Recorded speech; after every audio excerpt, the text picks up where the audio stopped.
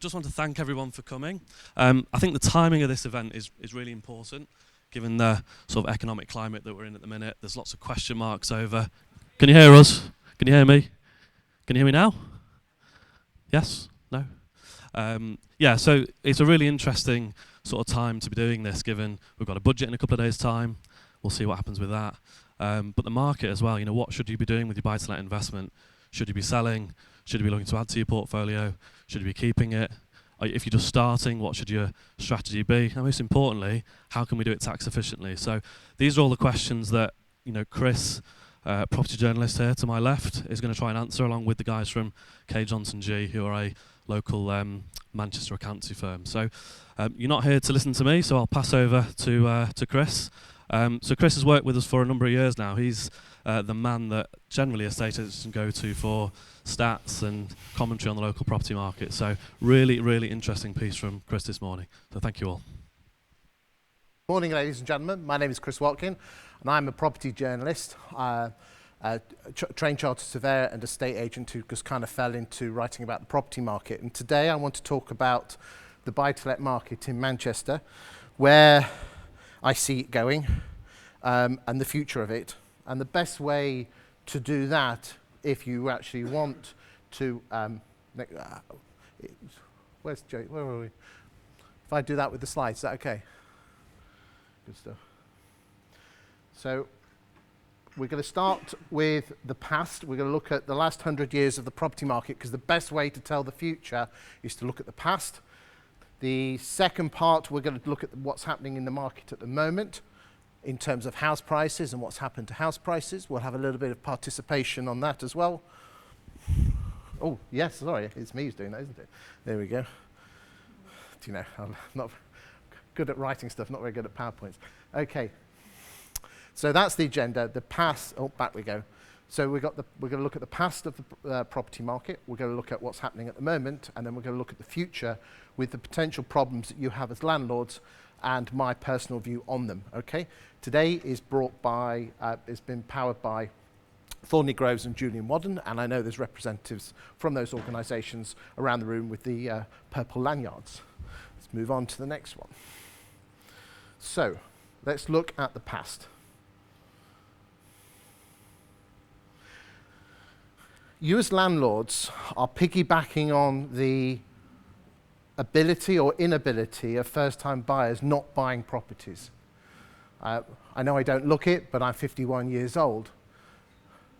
And when I were a lad, what you did is everyone bought a house. And I can see people in this room with no hair or grey hair, and in the late 80s and early 90s, and that's what you did. You bought a house, didn't you? Obviously not you, sir. You obviously had a tough paper round. But the British, why have the British ended their love affair with the property market? And I think the first thing I want to do is do a straw poll. And that straw poll, we're going to get you to put your hands up. And basically the question I'm asking is this.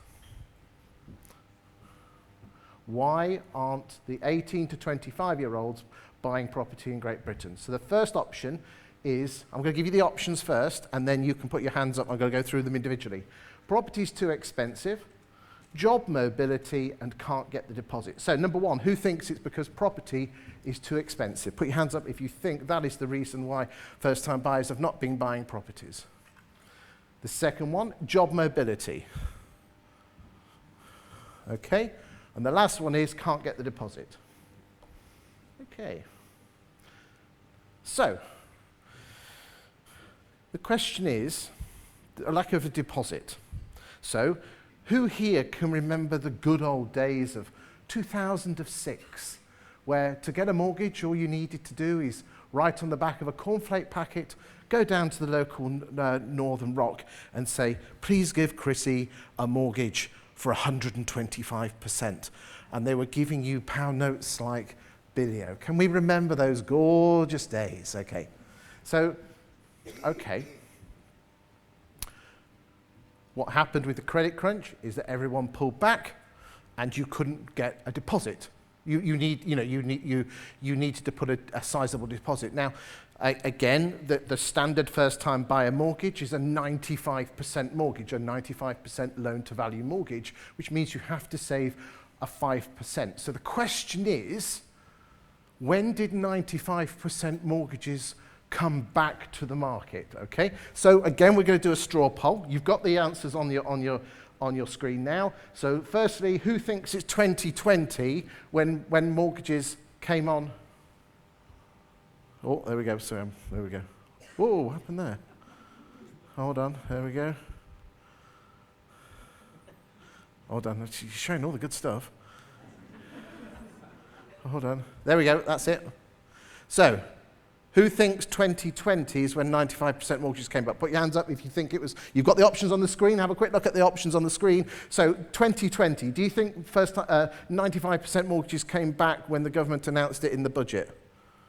Okay, 2018. Put your hand up if you think it's 2018. Let's see those hands, boys and girls. Let's see those hands. Okay, right, who thinks it was 2015? Well, not bad, of course. Who thinks 2012? Okay, the answer was 2009. 95% mortgages came back almost straight away. Almost, towards the end of 2009. I was a bank manager for the Halifax at the time. Okay, you had to have a squeaky clean credit reference, which meant that you couldn't have missed payments on your credit card or your car. But if you had a decent credit history and you paid your bills on time, you got a mortgage for a 95% mortgage in 2009. Let's apply that to a property in recently. So we're looking now at a property in Fallowfield, which again, I know an awful lot of you know the area. And it's a 2-bedroom terraced house. In 2021, these bad boys were selling for £165,000, and a 5-year fixed rate mortgage in the summer of 2021 was 3.46. Who can remember those good old days, eh? They're fantastic, they are. Okay, which means you had to save a deposit of $8,250. The mortgage was $644 and the rent was $775. So it's cheaper to buy. And you're going to say, well, you've got to save that deposit. But who here, call me old-fashioned, but life is full of choices. Do I have one of these every new year and go on to an £89 a month plan? I'm sorry, and again, if I'm offending anyone, I apologise. But I can have a brand new iPhone every single year for £89. Oh, but then what I've also got to do is I've got to have my gym membership. Well, obviously not me here, but it's the youngest, but okay. But then I've also got my Sky package, and I've got to have Sky Sports because I follow Man City, the Blues. And I follow Formula One as well, which is an extra 20 quid or however much it is. So my Sky package is £120. My mobile phone is £89. Okay? Life is full of choices. All I know is this, is that when I were a lad, and I was saving with my gorgeous wife who's over there, we went without. I'm not eulogizing, I'm not standing on a I'm standing on a box, but a soapbox. But you have a choice, okay? And you have a choice of whether you decide that you want all those extras or you go without. And £8,000 is a lot of money. It is a lot of money, yet at the same time, people think nothing of spending that on a car or think nothing of spending £2,000 going on holiday. Life is full of choices, and I think what you've got to remember is this, we all want to own our own home. The issue is, why aren't people buying their own home? And what we're going to do is we're going to look at the history of the property market in the last 100 years, because if you think the growth of buy-to-let is something to do since 2008, the seeds of what what we're reaping now was sown 30 years ago, 50 years ago, and even 100 years ago. So, what we're going to do is this.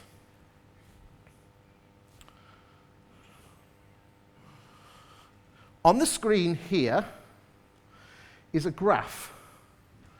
The dark blue is So on the far left-hand side, you've got 1918. Now, I don't know if you can see that on the screen big enough. I think you should be able to.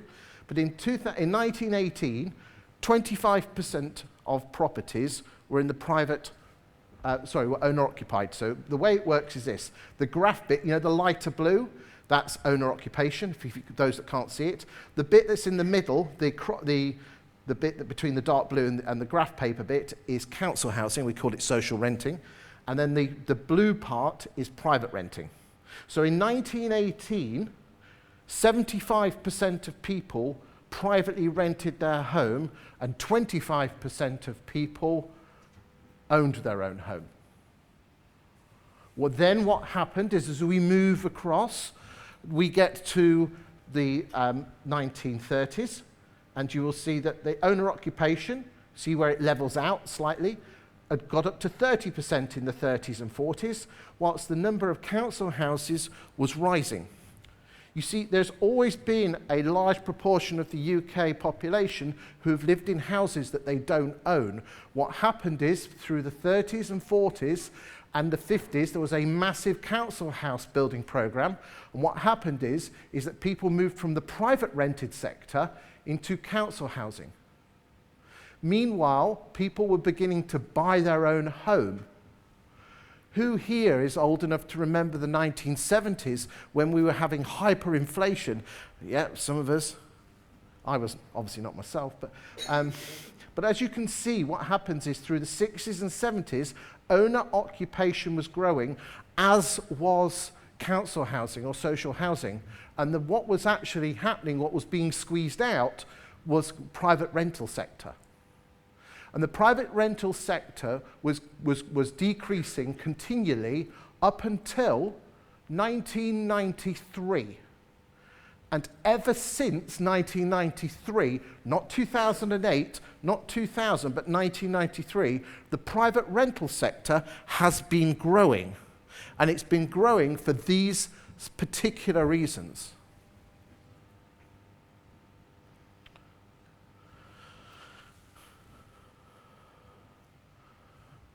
Coming from Grantham, Margaret Thatcher, daughter of Grantham, there are 6 reasons why the private rental sector grew from 1993. And the first one is Margaret Thatcher. In 1979, through the Tory manifesto, she actually announced that people could buy their council houses. And that was absolutely fantastic for people who owned a council house. And those of us that are old enough can remember the council houses that were being bought in the early 80s.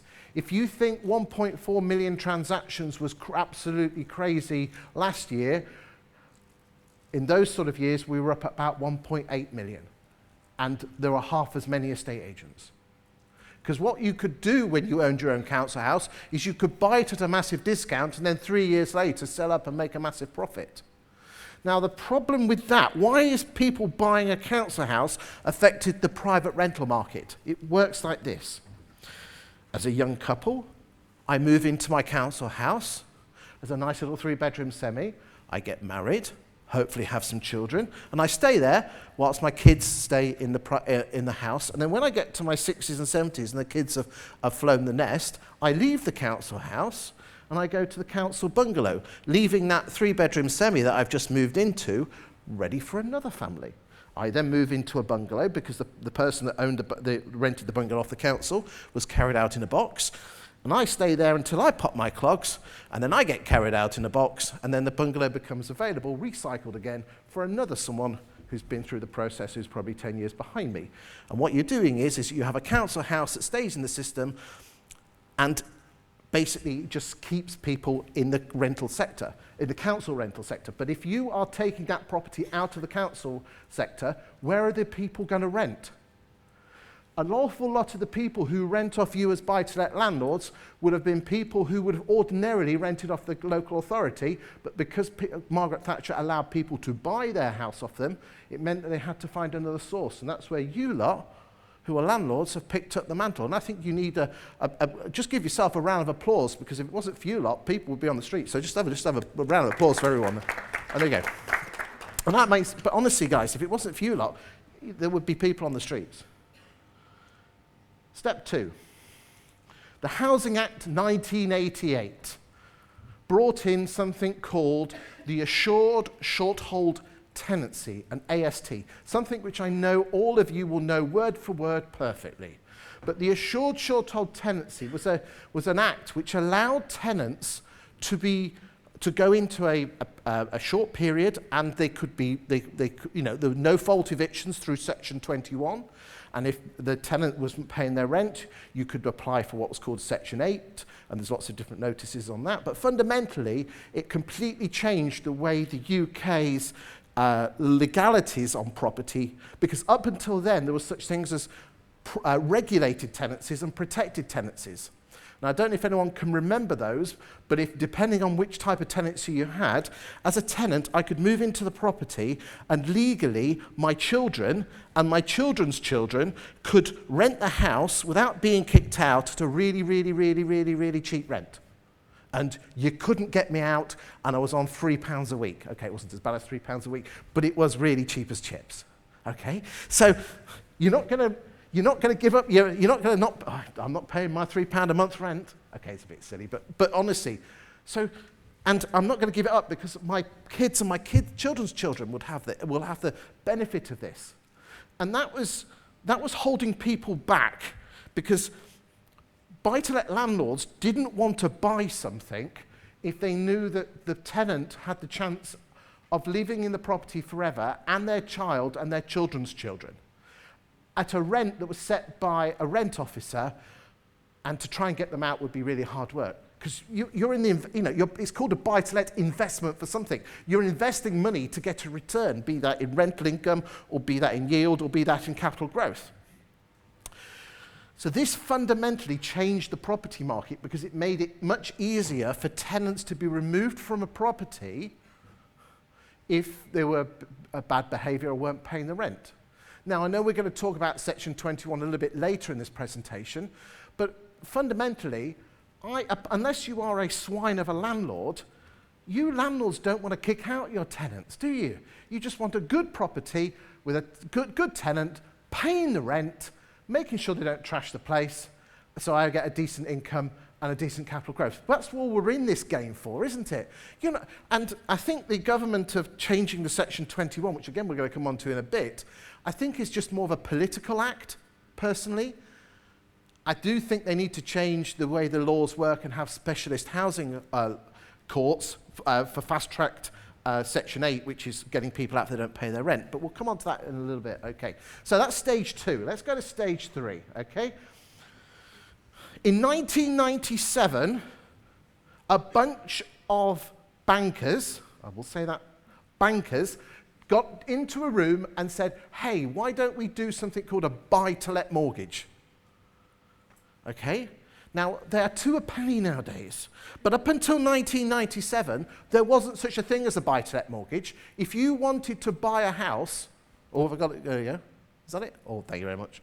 Sorry, I must be told. If you wanted a buy-to-let mortgage, you would have to join the queue with the people who own the industrial complexes and the shops and buy a commercial loan. Now, if you were in 1997, you were renting.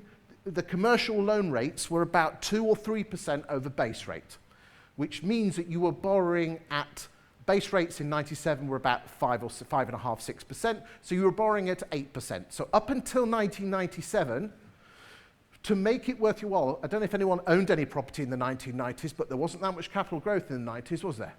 Not at all. It was like a doldrums. So if you were wanting return, you had to piggyback totally on yield. And if you want a yield of 8%, if you're paying 8% on the mortgage, you at least want a yield of 10, don't you, to make it worth your while if you're not getting any capital growth. Okay, so if you want a property with a 10% yield, you've got to buy stuff that is, how can I say politically correct, scum of the earth. Okay, or should we say the bottom part, Rigsby style wood chip, no central heating, really awful, to get the yield. Because what you tend to find is that the properties at the bottom end of the market tend to offer higher yield, poor capital growth, whilst those at the upper end tend to offer better capital growth but poor yield. There is an inverse relationship. We're going to come back to that in a minute. Do remember that. But what happened is that when you had a buy-to-let mortgage and you were able to borrow up buy-to-let rates as opposed to commercial rates, which was nearer 4 or 5%, what happened is you could go to David Wilson and buy this show home. And what we had is in the late 90s and early 2000s, we had the introduction, and some of you might be guilty of this, as dinner party buy-to-let landlords. Who here, do you want me to describe what a dinner party buy-to-let landlord is? Dinner party, right, so we've got the locals from the Rotary Club and the Masonic Lodge, and they're all sat round having their, whatever they have at these fancy meals in Didsbury or the posh bits. And they said, oh yes, darling, we've just got into buy-to-let. Oh yes, we've just bought that. Now, what happened is that people you've got a head and a heart. And what happened is because we started to get great capital growth in 2000 and 2001, if you think the last couple of years has been amazing for capital growth, then get yourself back to 2002, because we were rising at 18, 19% a year. In 01, 02, and 03, we were just going like this. You think this last couple of years has been good. There's nothing compared to the last couple of years. And what was happening is that people, you savvy landlords, you switched on landlords, you look at it methodically, you look at it with the numbers, and you actually say, I look at a 2-bedroom terrace and the yield is this, and the capital growth is this, and the 3-bedroom terrace, the yield is this, and the capital growth is this, and let's see where I am. No, what was happening is that Barbara and Tom and whoever it was, who was the dinner party buy-to-let landlords, were falling in love with the David Wilson 2-bedroom semi-show home, which financially doesn't often make sense, but it did to them because they were buying with their heart, not their head. Now, all of a sudden, there was an introduction through these buy-to-let mortgages of absolutely gorgeous houses. David Wilson 3-bedroom semis, 2-bedroom semis. People were even buying 4-bedroom detached houses because they were buying with their heart, not their head. And what was happening was, all of a sudden, people that lived in the not-so-well, poorly presented 2-bedroom terraced houses with no damp-proof course and no central heating, for literally an extra 50 quid a month, could go and live in a David Wilson 3-bedroom semi. Happy days. It was beautiful. Who else would? I'd love to live in a David Wilson 3-bedroom semi. But what happened, this is, again, let's hold that thought, because this is one of the reasons why people have chosen not to buy in the last few years. Let's go to next stage, stage 4. We had the property crash of 2008 and 2009.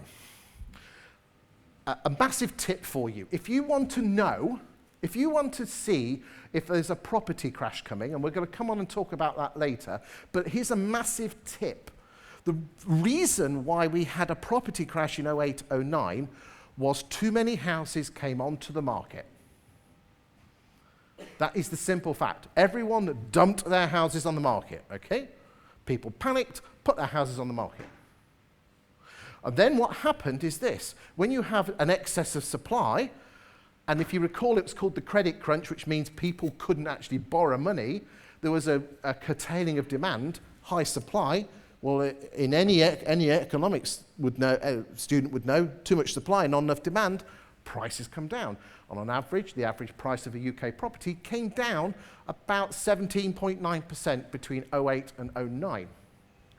But what that meant is some people didn't want to sell. You see, here's a question. Now, we've got a fantastic estate agent in the front here. I'm going to ask him some questions. So we've got a microphone. Can we bring the microphone to the boss man, please? Okay. Yeah, this is by magic. Okay. So we've got Jason here, top man. Okay, are you on? Is it on? Have you got to switch it on? Does it work?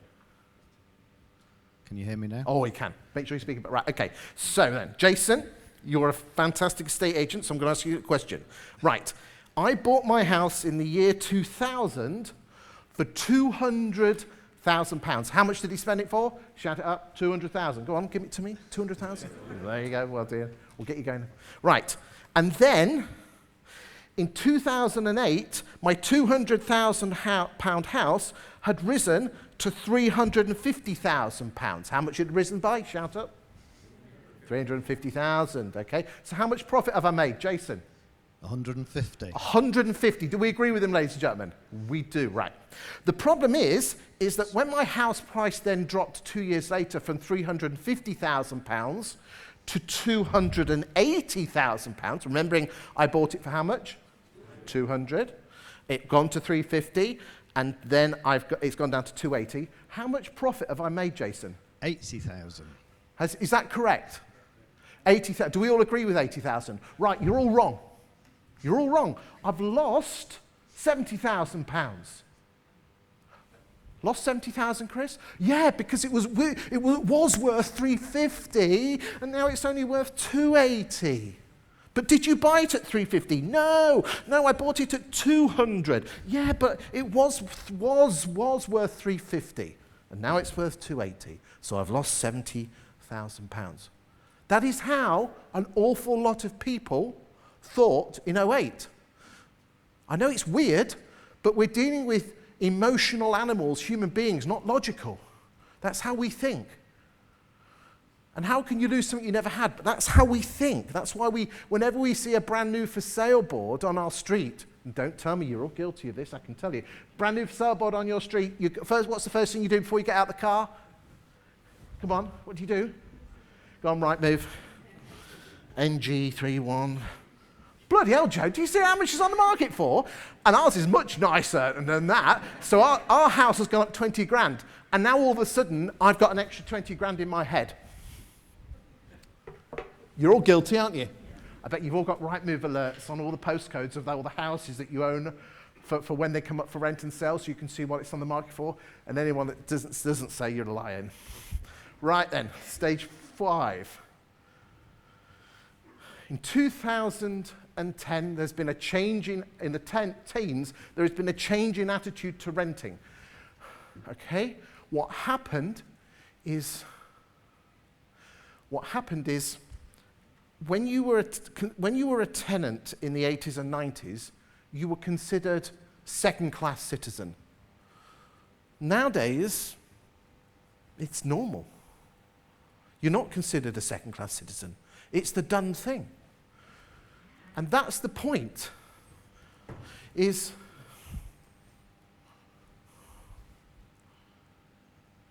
the British have never fallen in love with buying their own home. It's what we've always done. Go back to the World War I, and 75% of people rented.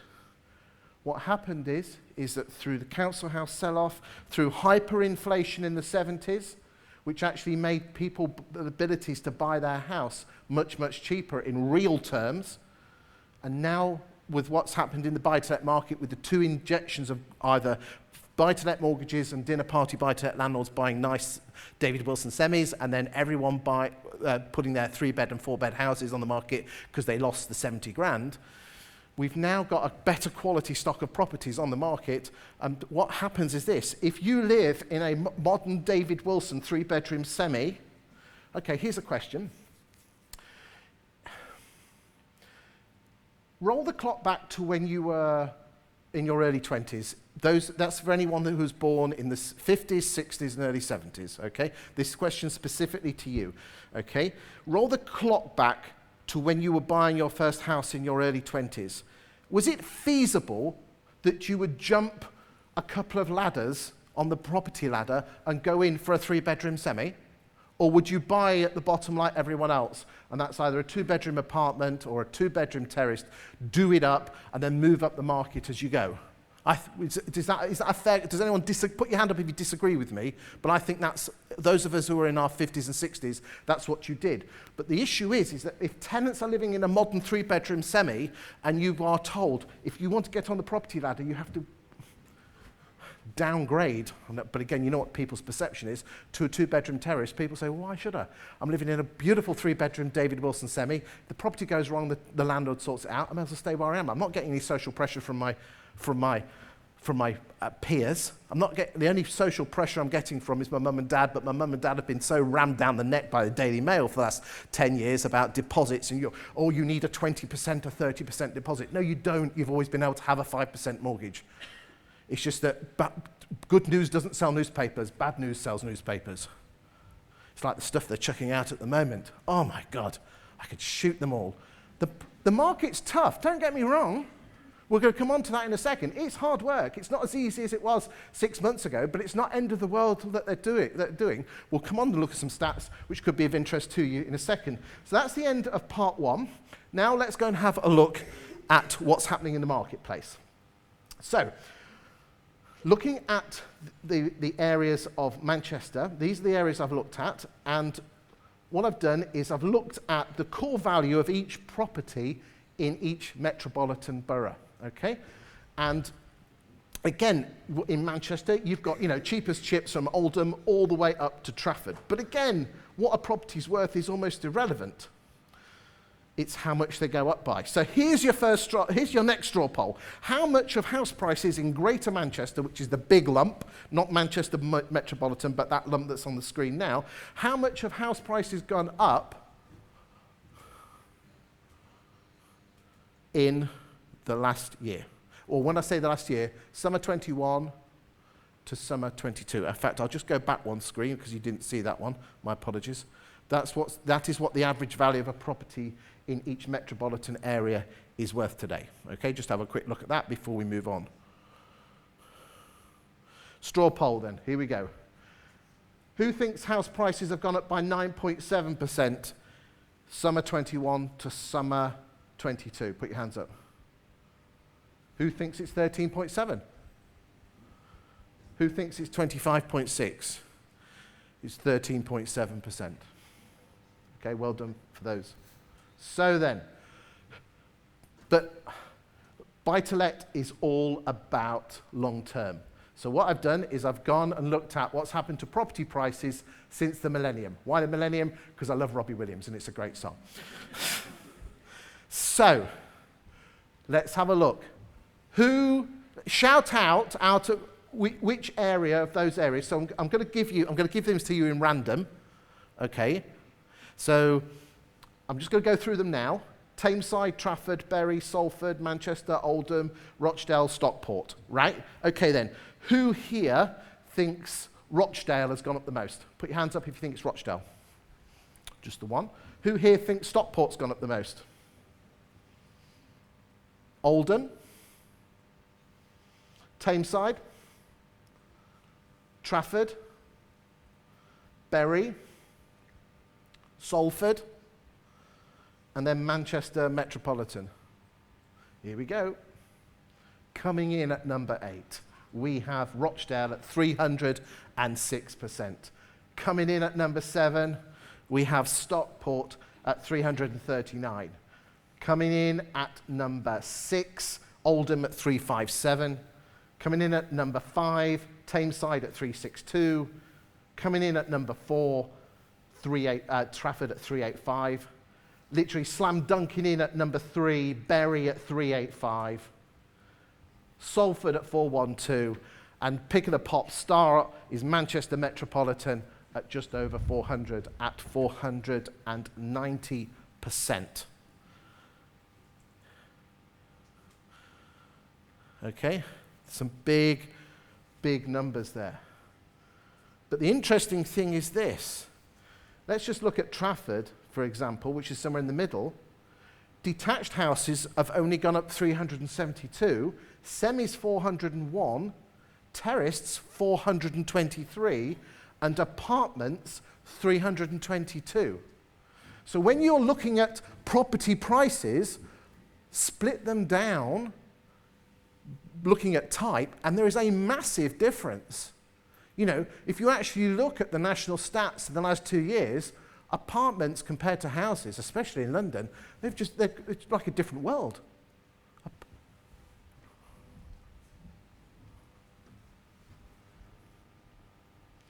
What's happened to average rents? So, on the graph here, the Greater London is the turquoise line, which is the upper line. Then you've got the UK average on the orange line, and you've got Greater London, you've got a Northwest on the black line.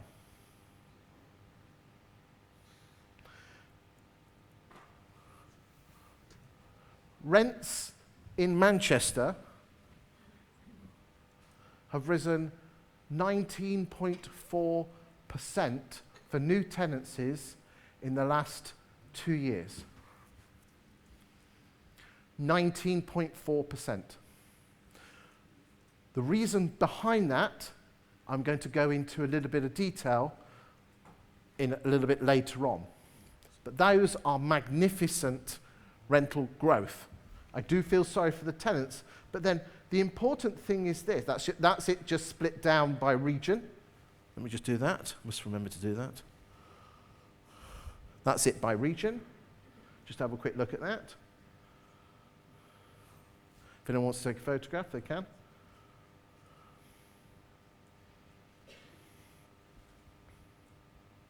Now, let's have a look. Oh, did you miss that? You missed that one. Let's go back. Hold on. There we go. That bit slow. There you go. Are we done? Fantastic. There we go. Good stuff. Okay, let's now have a look at Manchester City Centre. Okay. So in terms of the area, that's the area that I'm looking at. Okay.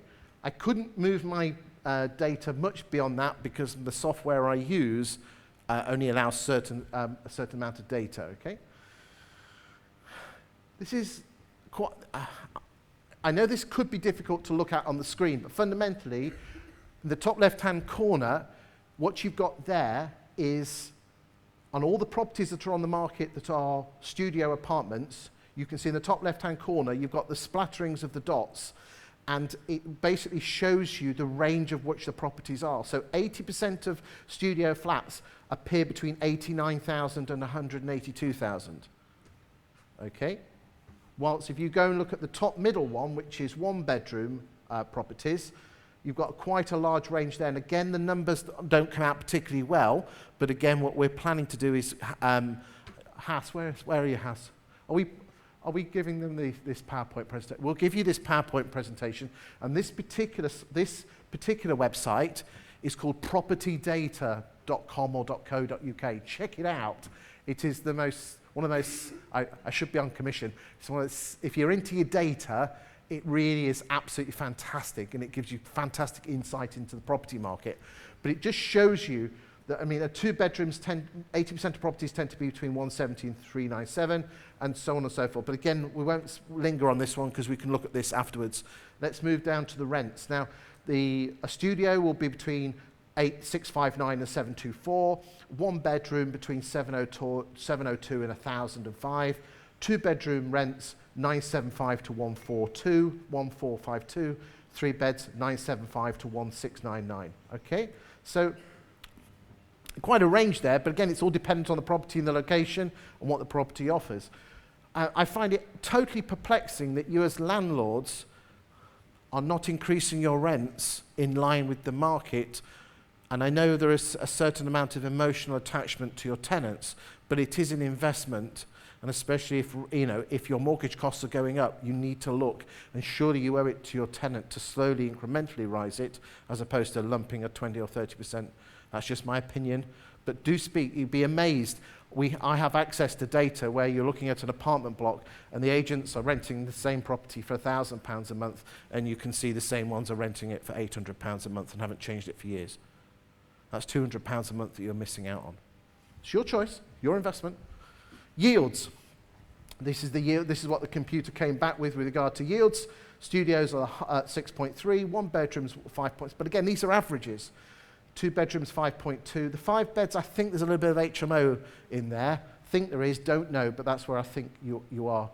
Oh, you should, you know, I'm not very good at that. Sorry. Yields, there's your yields. Sorry. Everyone have a look at that one? Okay, let's move on. The number of rentals a month. Interestingly, in Manchester, there is 1,639 private rental properties a month coming on the market and renting. At the moment, there's 1,171 in that sector, and that means that on average, it takes on average 20 days to rent a house. Now let's look at some national market stats. This is a very, very important graph, okay? The red line are the number of properties. They're called in estate agency land new listings. Can everyone see that? Take a photograph of it. Come up to the screen and take a photograph of it. This is very important. This is where the market is going, okay? So the red line is new listings. The yellow line is sale agreed. The green line is price reductions. And the blue line is sale fall-throughs. Okay? You can see that, again, the way the market works is this. Houses come on the market, they sell or get taken off the market. They come on the market, they sell or get taken off the market. So it's very important, if you want to judge, as a layman, what's happening in the property market, type in your chosen location, which could be Stockport, or whatever the location is, and almost on a weekly basis, see how many properties are available in that, and then do the same next week and do the same the week afterwards, and you'll get a judgment of what's happening in the property market. If you were really smart, you might look at how many two-bedroom terraced houses there are for sale, and then if that's what you're in, or two-bedroom apartments or one-bedroom apartments, and get a flavour of what is on the market. If you were even smarter, you would go up to the little box on Rightmove and click on Sale Agreed, because you can add the Sale Agreeds, and now that number that was said 205 available properties goes up to 305, which means there's 105 properties sold subject to contract, because it's the addition of the two. And it's the ratio of sale agreed to available properties, which is another great bellwether of what's happening in the property market. It is up until late 2020, if 36% of properties were or more were sold subject to contract, that was considered a buyer's market. If it was below 36%, it was considered, a seller's start that again. If more than 36% of properties were sold subject to contract, it's a seller's market. If it's lower than 36%, it's a buyer's market, but it isn't all buyers or all sellers. It's kind of somewhere on the balance. If you actually do that now on Stockport, it's probably about 75%. So it very much is a seller's market, but it will shift. And what you've got to remember is this. When a property becomes sold subject to contract, she's going to be on that Rightmove that's sold subject to contract for about 5 months. So what you're going to find is that there is a bit of a lag there. So your most important one is seeing how many houses are on the market. A secondary one is the number of sold subject to contracts as a proportion to judge what's happening, but remember there's a lag. Let's have a quick look. Number of sales agreed dropping. And if you go now, we're now looking at around 18 or 19,000. She's just dropped down.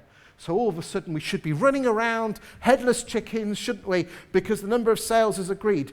Do you know the average number of sale agreeds for the last couple of years has been around 24,000.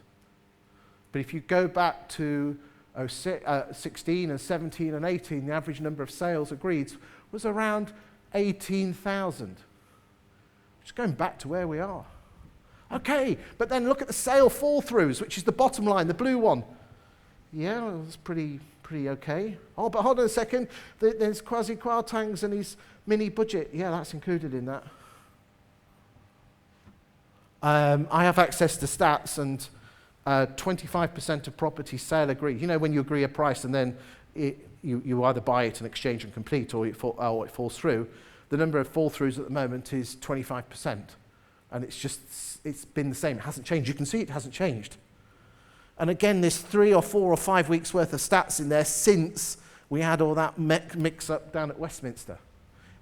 It's hard work. But look at, I think the one that really shocks me is the price reductions. That's just BS estate agents. They've overpriced the properties to get them on the market, and now they're coming home to roost. Interestingly, though, let's just now look at the number of properties for sale. And October 22 versus October 21, there's been a shift into more houses coming on the market at the upper end than the lower end. These are all the people who are in their 50s and 60s who've been in their homes, rattling around. The kids have moved out, and now they realise now gas bills have trebled, and they're on fixed incomes. The number of bigger price properties come on the market. If you're looking for a big house at the moment, there's some absolute bargains out there if you look hard enough. The art is to work out why they're moving. Okay. Next graph. This is properties that have sold by price band, okay? So we're looking at properties that have sold between the summer of 21 and the summer of 22. So for every property up to £150,000 that came onto the market, this is between summer 21 and summer 22, 90.5% of them exchanged and completed, which means they actually went through, and the people. And then as you go up the price range, the numbers drop to where you get to £1 million. If you put £1 million property on the market, you would have a 51.9% chance of actually getting it sold. I don't know if that surprises anyone. Pretty colours though, you've got to admit, I do like the colours on that one. We talked about stock levels, and this is important. This is the number of properties that are for sale on the market. Why is this important to you? Because this is the precursor to knowing if the prices are going to drop or not, okay? And this is the UK number. I've given you the advice on what you should be doing locally, but I just thought that was an important number, because what the biggest issue was is, especially in 20 and 21, there weren't so many houses coming on the market. So what happened is all you landlords left the market, because I'm not getting involved with that. I'm not paying silly prices. So you let the first-time buyers have a go. They're just chickens, bless them. And I'm going to show you later why it's that you lot are going to end up buying more houses, because actually the inflation that we are going through at the moment is actually good news for landlords, which I know sounds counterintuitive, but I'm going to show you why. So, straw poll. The average rent in Manchester in February 2020 was £938 per month. What is it today? Put your hands up if it's 1,095. Put your hands up if you think it is 12.15. Put your hands up if it's 13.05. 13.05. There you go. UK rental properties. Okay. Again, red is, this is August, because we had to look at a month in advance, a month in isolation. Red is August 20, yellow is August 21, and green is August 22. Can you see that anything between 400 and 600 has fallen off the earth in terms of the number of properties available to rent? And so has 600 to 800. What's happening is this. Tenants, there's been a shortage of properties, which meant that's driven up the price of rent. So your existing tenants are saying, well, I'm not moving, because if I move, I'm going to have to spend an extra £200. And those that are more price sensitive tend to be at the lower end of the price range. So that's why you're tending to find is that the lower end market is not shifting, but the upper end is. I think an important consideration, again, if you've got tenants in that lower quartile, should you be putting your rents up subject to their affordability? Okay, we'll move on. Straw poll. We talked about how many properties are for rent. There were 10,477 properties available to rent in Greater Manchester in Feb 20. Question, how many are on the market now for rent? Who thinks 8,196? One, sir, well done. 7,789? 4,519. That's correct, last one. You see, this, again, a very important graph. Take a photograph of it. Look, red is 2020. This is the number of rental properties available to rent, not the total number of properties that are in the private rental sector, just the ones that come onto the portals. Look at the red. We started off in January in the red in 2020. She dropped. And then she went up, and notice how the reds in Manchester are quite high. Now, what we found is this. In the city centres, this is, I've got a graph for London, and it was like everyone just left London. And you had a bit of that in Manchester. Everyone seemed to leave Manchester and the city centres in 2020. So that's why the number of stock went up. That's all your reds, as you can see, the reds. And then all of a sudden, then people started to come back in 2021, and there's the yellow numbers going from left to right, and see how she's been dropping down. And then we now move on to 2022 with the blue numbers, and again, we're looking at, look at it, 4,519 available rental properties. Go back to November, and it was 11,000. Less choice, price goes up. So existing tenants are staying put.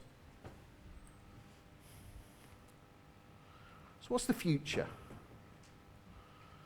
These are the 9 main issues that I perceive to be some of your biggest issues. Now, I'm not saying they're everything, but they're certainly 9.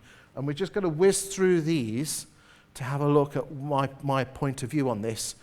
If anyone's got any other that they want to pick my brains on, we're going to offer a Q&A at the end. If I can answer it, I will. If I can't, I might ask them from Thornley Groves or Julian Wadden to ask. Depends what your questions are. So here we go. So the 6 reasons why rentals could actually save you from your inflation, okay? You see, I believe that sale rental properties will help protect your wealth and hedge against inflation for these 6 reasons. The last time the UK suffered high persistent inflation was the 1970s, and in 1973 an average house was worth $9,942. In 1980, that same house was worth $23,000. If that $9,000 had been invested in the stock market in 73, it would be worth $19,000. But neither the property nor the stock market beated inflation, which is fair goes. But by investing in the stock market between 73 and 80, you see, if that had gone up by inflation, it would be 25,000. But by investing in the stock market between 73 and 80, that stock market investor would have lost 25% of their investments in real... Oh, sorry, sir. Is that one? They're not on this one, no. Don't worry, it'll be on the video, don't worry. So investing in the stock market between 73 and 80, that stock market investor would have lost 25% of their investment in real terms, compared to the rent, which was only, the rental property, which was 10.1. But you did have 7 years' worth of rent. And the average sale landlord would have earned, in today's terms, £112,000 in rent, even though his capital was dropping. And I think that's an important consideration when you're looking at buy-to-let, is that you are earning from the rent, even though the capital is dropped. You know, will house prices drop by 10 or 15%? We're going to look at that in a bit. Yes, the answer is probably. But you shouldn't be afraid of that, because she always comes back. You know, rental properties have regular, repetitive monthly income, whilst dividends from the stock market are dependent on whether they're in profit or not. You know, in 2008, rents dipped by 5.2%, but in the last 2 years, they've just gone up by 19%. Property prices dropped in Trafford by 19.2% in the credit crunch, dropping from 203,000 to 164. But then the stock market dropped 40% in the same time. And the stock market dropped 36% on Black Monday, and 55%. And the question is, if you're going to divest out of buy-to-let, are you going to put it in crypto? Because that don't look very good at the moment. Are you going to put it in the stock market? I mean, I think the magic thing is this. You know, let's go a little bit closer to town. In 1989, if you had £100,000 and put it in the stock market, it would now be worth £204,000. In property in Manchester, £405,000. In gold, $495,000. Gold's where it is. But then the stock market would have produced you some dividends, which looking at some dividend websites would have been an extra £121,000. So you add your capital growth to your stock market dividends over from 89 to 2021, and the total is 326.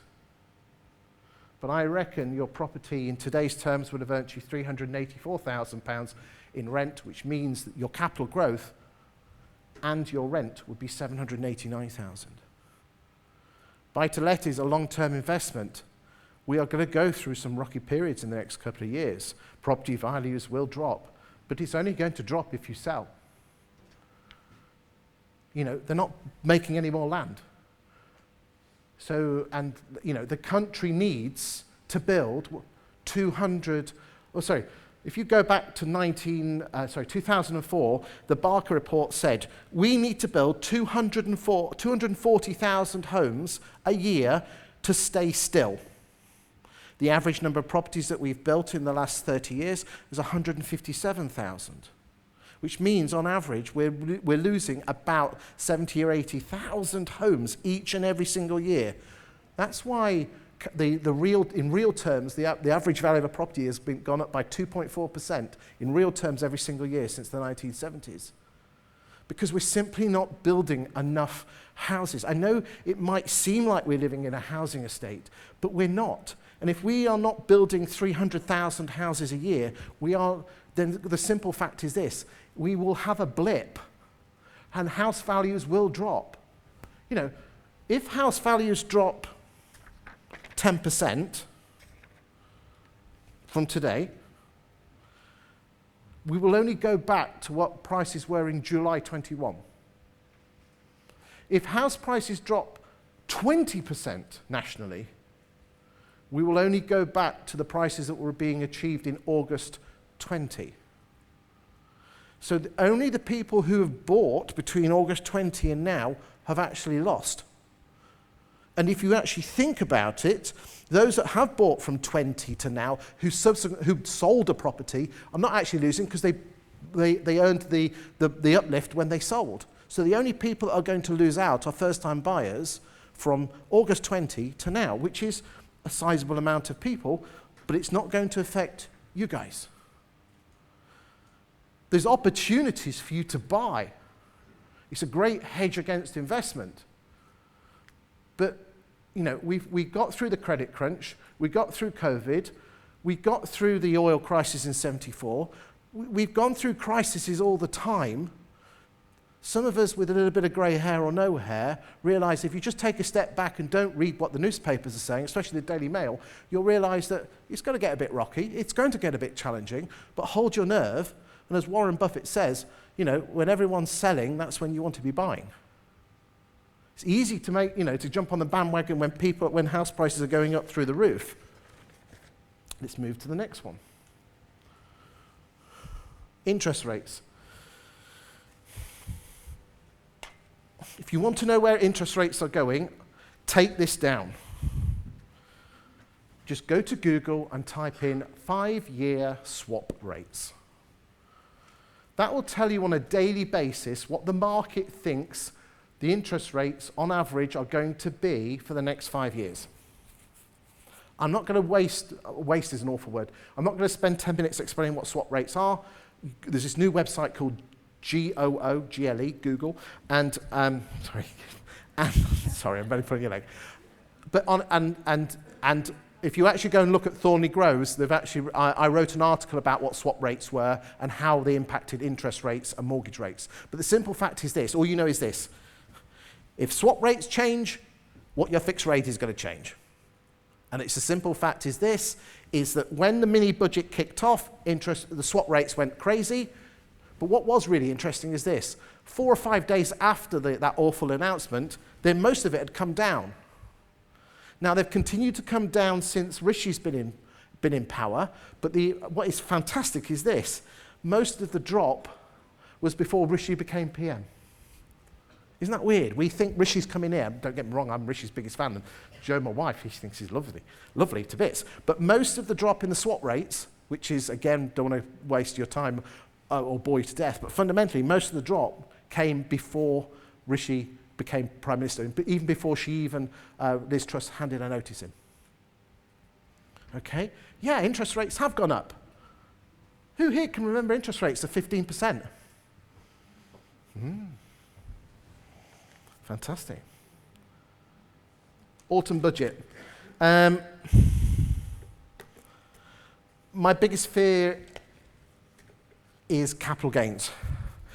Okay, I think he's going to change the capital gains regulations. I've just got a gut feeling. However, what Rishi did is that he had the Office of Budgetary Responsibility published a report last year, and if you go and look on Julian Wadden's website, I wrote a report about that.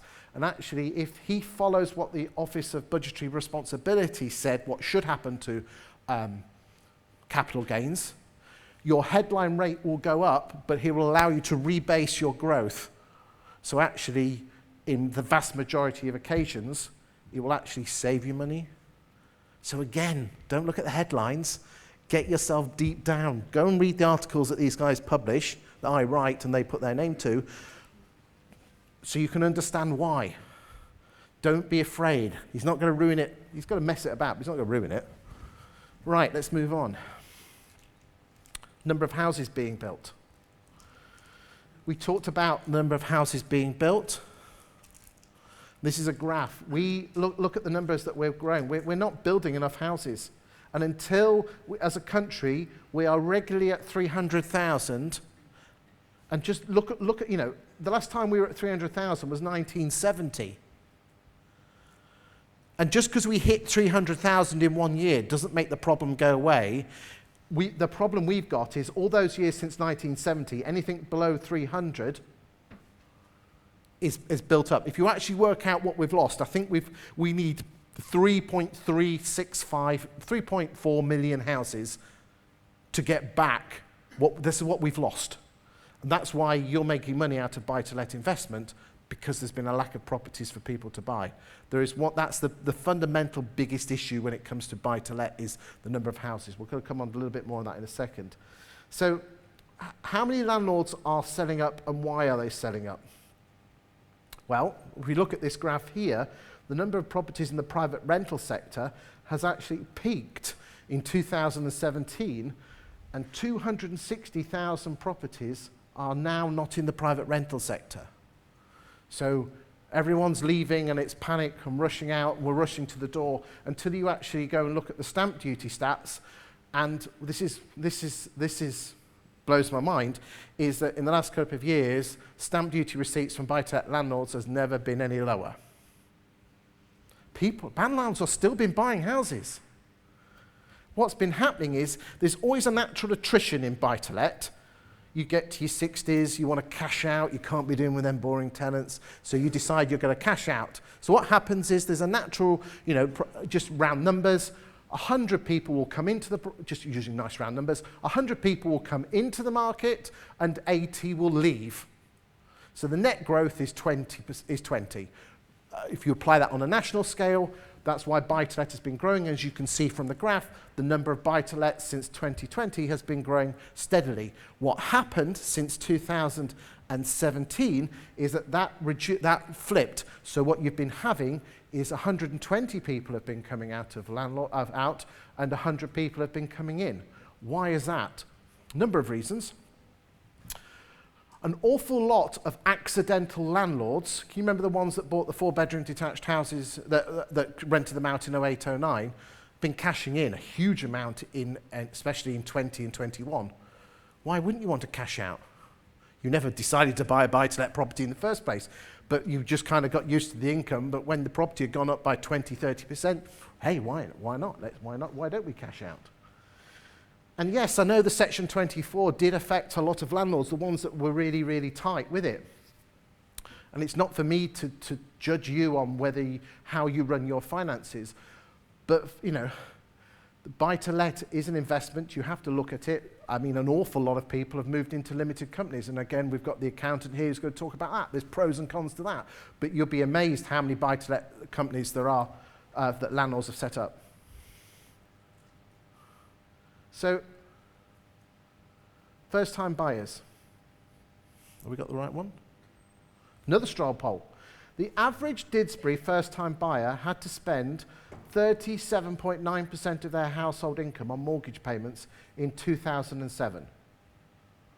What is it today?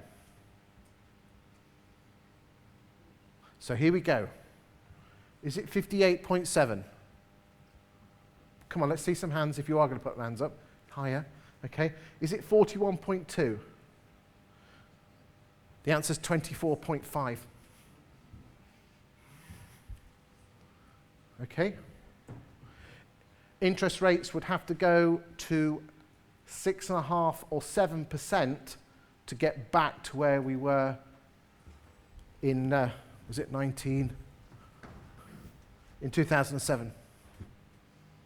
Interest rates would have to go up by that amount to where first-time buyers' mortgage payments were at the same level in terms of percentage of take-home pay spent on mortgages.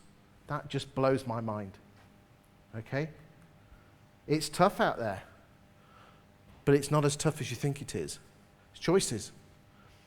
Interestingly, when it comes to first-time buyers, in the last 5 years, an additional, can you remember there's the number of private rentals? Let's just go back to that graph. The number of buy-to-let properties in the private rental sector has dropped. That's because 1.1 million couples or single people have bought their first home in the last 5 years. First-time buyers, the home ownership is on the rise and has been on the rise since 2007 as a percentage. It's counterintuitive. You think that private rental's been growing. No, private rental's been dropping since 2017. First-time buyers. Now that's going to drop because we're now going into a recession, or it appears that we're going into a recession. Build to rent. That's another issue. At the moment, 237,300 properties in the build to rent sector. That's 5% of the market. That's something that everyone in this room needs to be aware of. They're slowly squirreling away, building gorgeous apartment blocks with swimming pools and not stadium views, but honestly, and they are going to, if you're not careful, if you're not doing your properties up and keeping them top line, these institutional landlords, you John Lewises of this world, are going to make properties so gorgeous that they're going to leave the property that you haven't done up for 10 years, I'm going to go move there.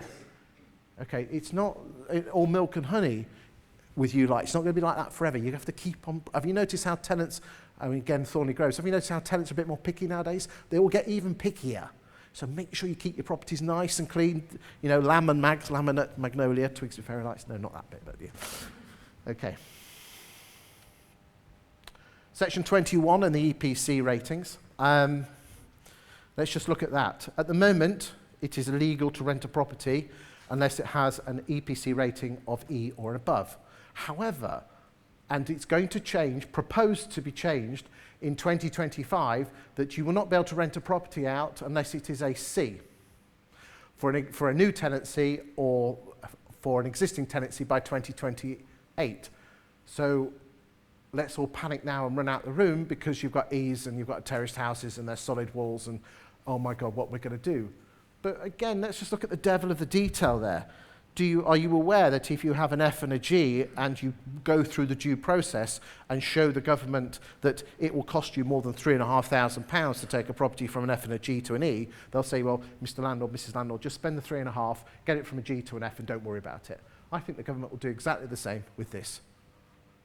Section 21 notices, they're going to go. But again, the vast majority of you are not going to be kicking your tenants out willy-nilly. In Scotland, it didn't ruin the property market. I think the rental controls are going to ruin the property market in Scotland. That's something completely different. But in terms of the Scottish property market, they got rid of their equivalent of Section 21 4 or 5 years ago, and it didn't affect the property market in 1 ounce. However, they did strengthen their courts. And again, the government need to ensure that there is fast-track housing courts to ensure that if someone doesn't pay their rent, you're not waiting 6-12 months to get your tenant out. That's why it's really, really important that you get your property tenant referenced. I find it absolutely fascinating. Well, I'm just going to quickly whiz to this slide now because here we go, arrears. There we go. If you managed if you put your property through a letting agent through the first lockdown, you were 272.5% less likely to be in arrears compared to a landlord who's self-managed.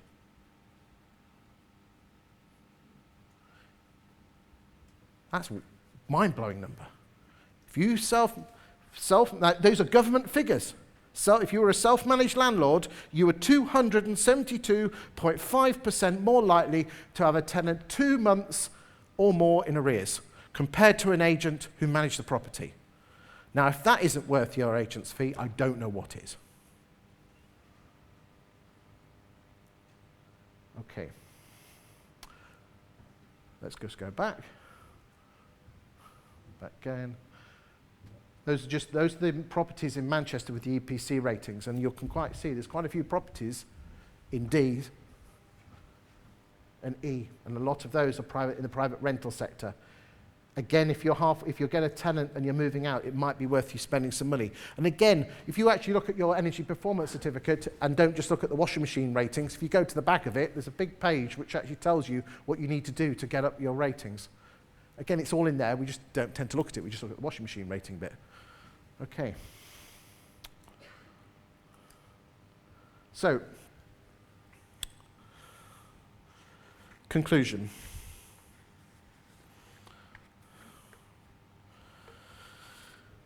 The number of properties in Manchester is at an all-time low. The average rent has grown from 938 to 1,305. The reasons behind that are, in the long term, we've had not enough properties being built.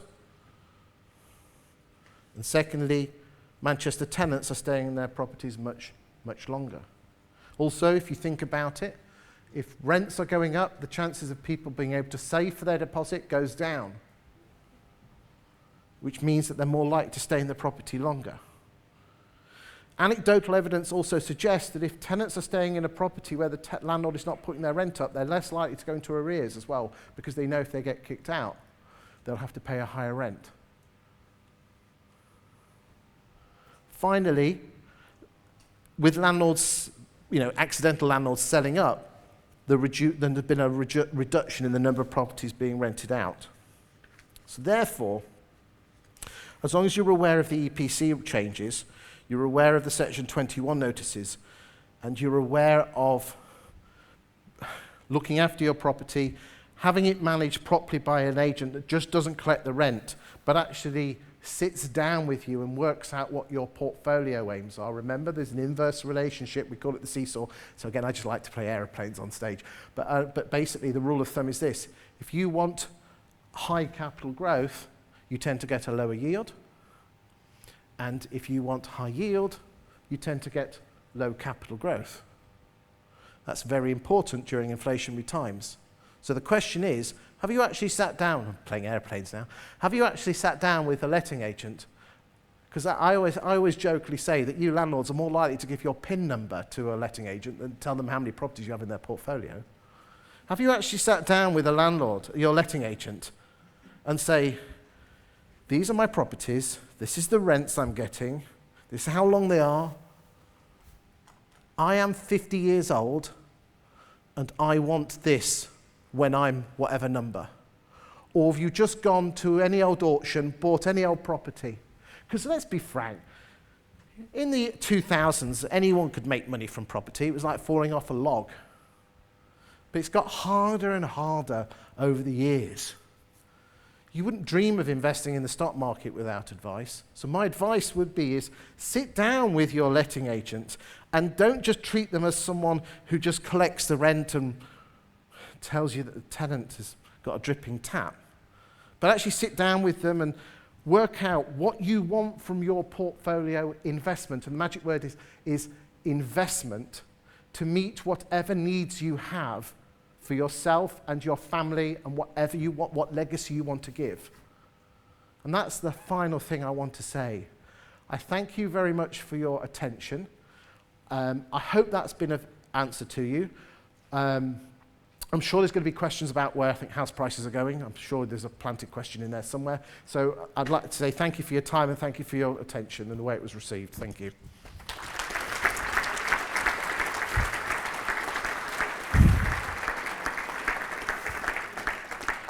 Over to you, Has. I suppose it's an opportunity for anyone to ask any questions of Chris, just before we move on to James and Tom. Oh, what do you? Oh.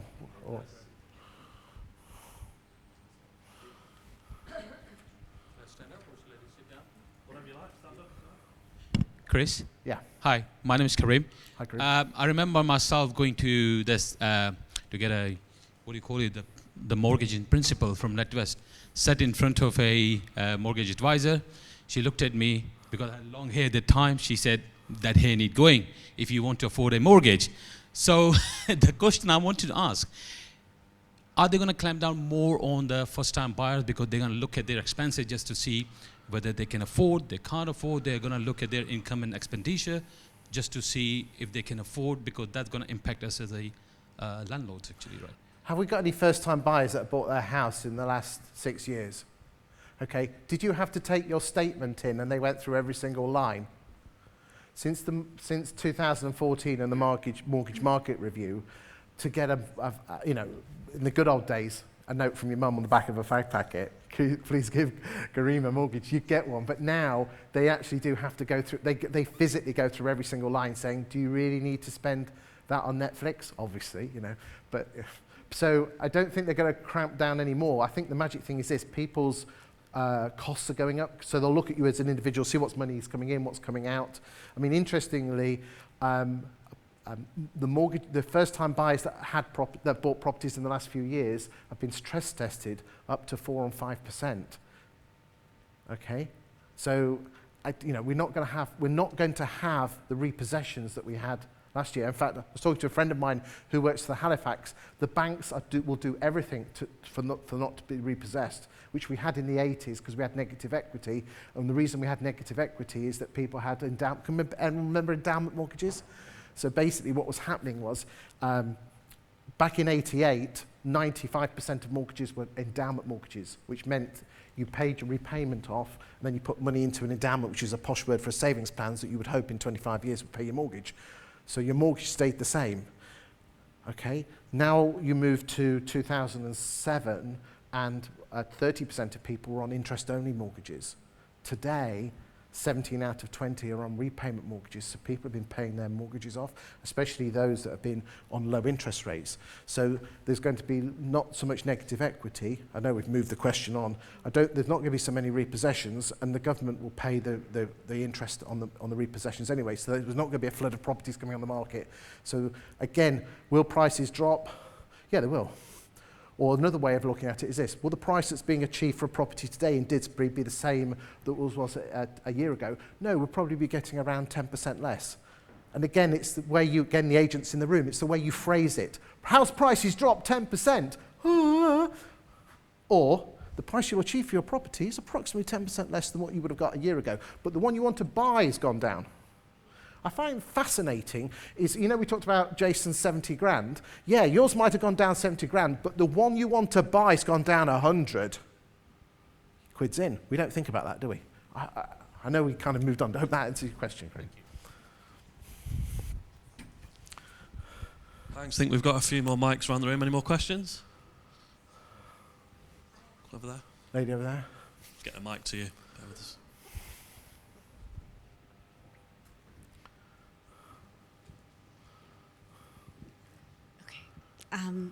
Hi, I'm Vanita. And the Section 21, it's going to be like they're going to abolish it. Can you tell us more about it, A? And B is if you make the Section 21 not as effective, that you can evict your tenants, okay, well, even though there are safeguards in arrears, you know, like kicking out tenants who are in arrears, don't you think the tenants will become, more like cheeky and take advantage of not being able to be kicked out by misbehaving, you know? Yeah. Yeah, you think so? Yeah. But again, So- if permission to say something that might offend some people in the room, unpopular opinion, those of you that manage your own properties probably are a bit more softer on your tenants than someone who doesn't have emotion with an agent. Like I said, the arrears, 272%. Are tenants going to be a bit cheeky? I think one thing is that if the one they want to buy, the next one is going to be a lot more. I think they're going to be a bit more, the clever ones of them will be a lot smarter because they will have to be kicked out. What is very interesting is this, I'm a member of some tenant groups in my local town, and there are people out there who will just look on private landlord groups because they know they wouldn't pass a test, pass the referencing with agents. Again, be aware of that. You know, 60% of landlords do manage themselves, okay? But there are tenants that are naturally attracted to you because you know damn well you're not going to check them. So just that's why that 272 is up there. Let's come back to your section 21. Again, in Scotland, it was an issue. It hasn't been an issue. The magic thing is you still have section 8, which is where they are 2 months or more in arrears. The government need to do some fast tracking that you just don't, because at the moment, anyone from Thorney Groves, where are we on section 8? It's a good 8 months, 9 months, isn't it? Anyone? Property management, shout me out. Anyone? Don't get involved with this. Yeah, it's 8 or 9 months. So we're going to have to fast track that. So therefore, the government are taking advice from parties like Property Mark and the National Landlords Association, which is a fantastic organisation run by Ben Beadle. They are taking advice and they are listening. So imagine, don't worry about Section 21 if Section 8 is strengthened and fast-tracked. Because the only 99% of the reasons you're kicking a tenant out are they're not paying the rent or the trash in the place. Okay? Hope that does that answer your question? Do you want to follow up? No? I don't know. I'm not Rishi, so, or whoever's the housing minister this week. They changed with regard. Any other questions? Any more?